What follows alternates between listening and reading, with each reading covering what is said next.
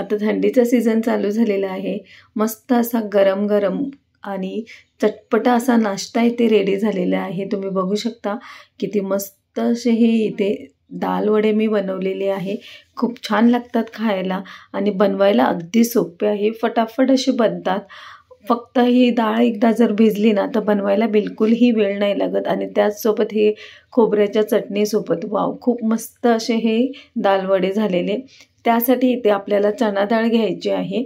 इथे मी 2 वाटी चणा डाळ घेतलेली आहे. 2 वाटी चणा डाळ आपल्याला हे रात्रभर भिजवायचे आहे किंवा 5-7 तास आपल्याला भिजवून घ्यायचं. हे मी रात्री भिजत ठेवलेली आणि सकाळीसाठी हा नाश्ता बनवलेला. खूप मस्त असा बनतो आणि बनवायला बिलकुलही वेळ नाही लागत. पटकन असा बनतो. डाळ ही व्यवस्थित भिजलेली पाहिजे.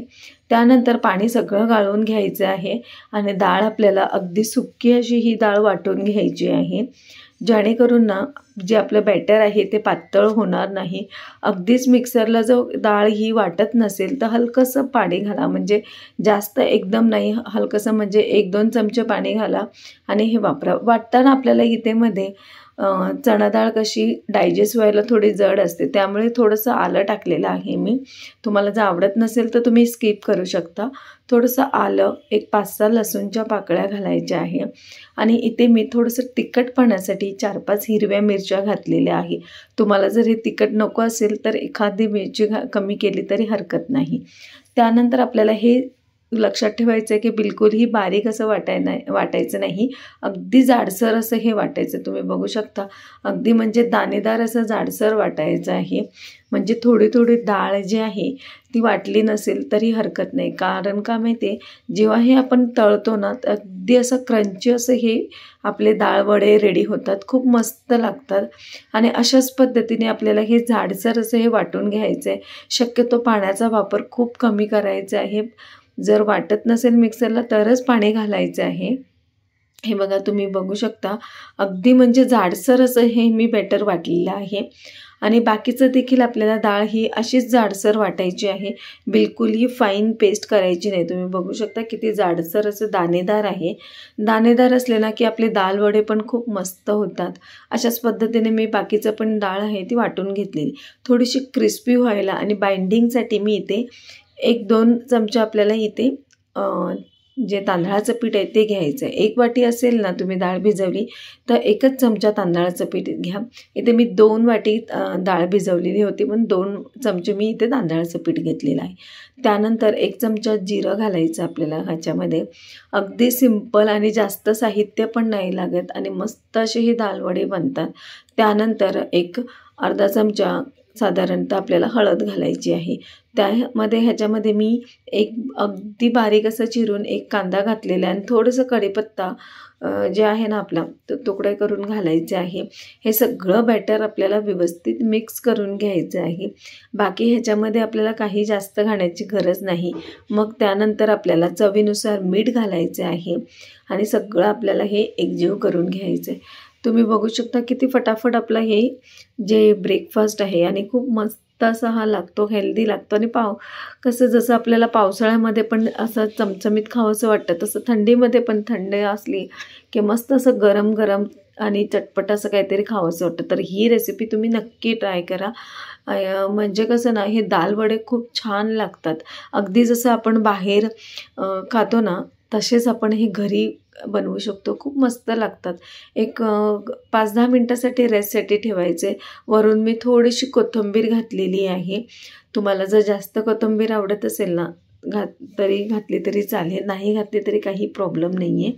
त्यानंतर आपल्याला ह्याच्यामध्ये हे 5 मिनटं रेस्टला ठेवायचे. 5 ते 10 मिनटं, जास्त वेळ नाही.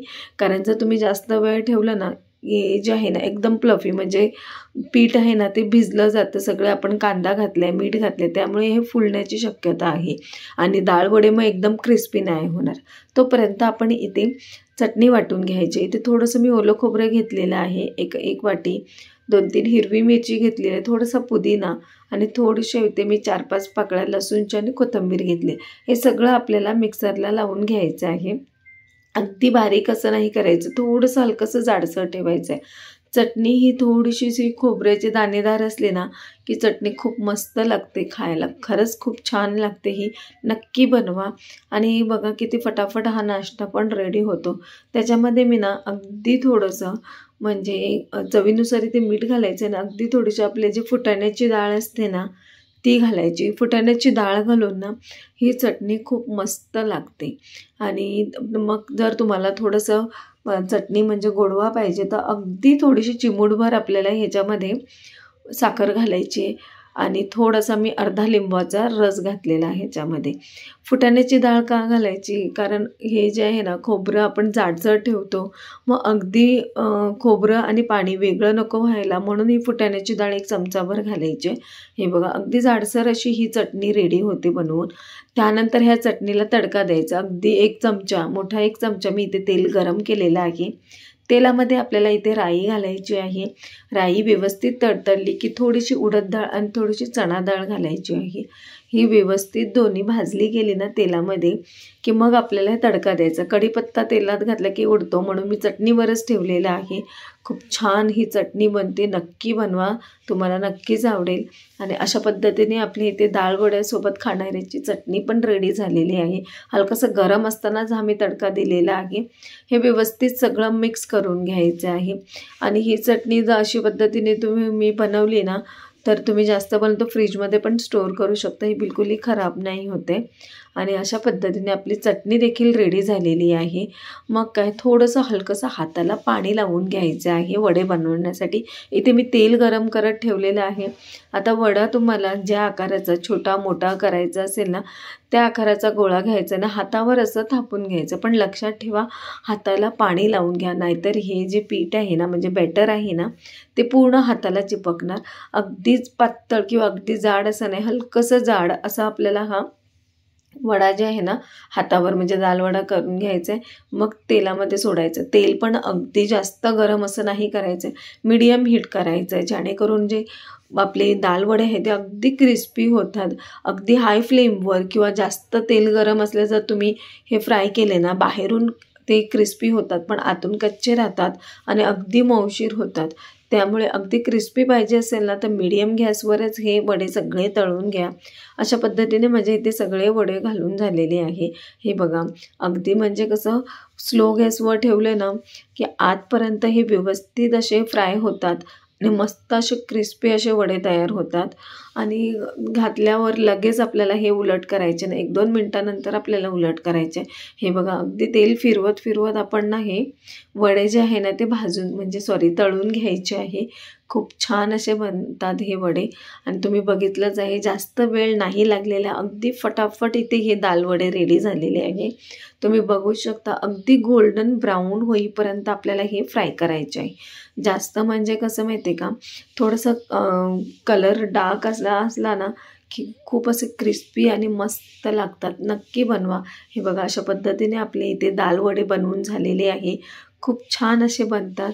आणि रेसिपी जर तुम्हाला आवडली असेल आजची ना तर नक्की चॅनलला लाईक शेअर सबस्क्राईब करा. हो आणि नक्की घरी बनवा. आजची जर तुम्हाला रेसिपी आवडली असेल तर नक्कीच बनवा. मुलांना देखील आवडेल ही. आणि जास्त इथे म्हणजे कसं आपण साहित्य पण नाही वापरले पण खूप छान बनतात. आणि हे बघा अशा पद्धतीने आपले मस्त असे गरम गरम दालवडा रेडी झालेला आहे. खूप छान बनतात हे. एखादा मी तुम्हाला इथे तोडून दाखवू शकते. हे बघा किती छान असे झालेले आहे. अगदी म्हणजे आतून सॉफ्ट असे आणि क्रिस्पी असे हे दालवडे झालेले आहे. खूप मस्त असे लागतात. आणि ह्या चटणीसोबत तर ना त्याची टेस्ट खूप छान लागते. तर नक्की बनवा. थँक्यू.